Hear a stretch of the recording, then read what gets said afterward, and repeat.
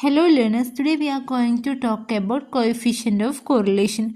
Coefficient of correlation is a relative measure showing the degrees of relationship between two variables.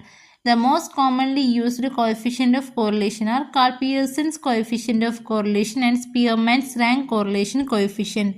First one is Karl Pearson's coefficient of correlation. Karl Pearson, a greatest biometrician, suggested a mathematical method for measuring the magnitude of the linear relationship between two variables. It is usually denoted by R. Karl Pearson's coefficient of correlation between two variables x and y is given by covariance between x and y divided by standard deviation of x into standard deviation of y. Interpretation of Karl Pearson's coefficient of correlation. If R is equal to plus 1, then the correlation is perfect positive. If R is equal to minus 1, then the correlation is perfect negative.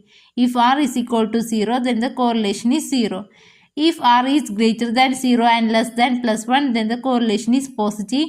If R is greater than minus 1 and less than 0, then the correlation is negative. The value of coefficient of correlation is between minus 1 to plus 1. Next, Spearman's rank correlation coefficient. Charles Edward Spearman, a British psychologist, found out the method of ascertaining the coefficient of correlation by ranks. This measure is useful in dealing with the qualitative characteristics. Spearman's rank correlation coefficient is denoted by P and is given by P is equal to 1 minus 6 sigma d square divided by n cube minus n.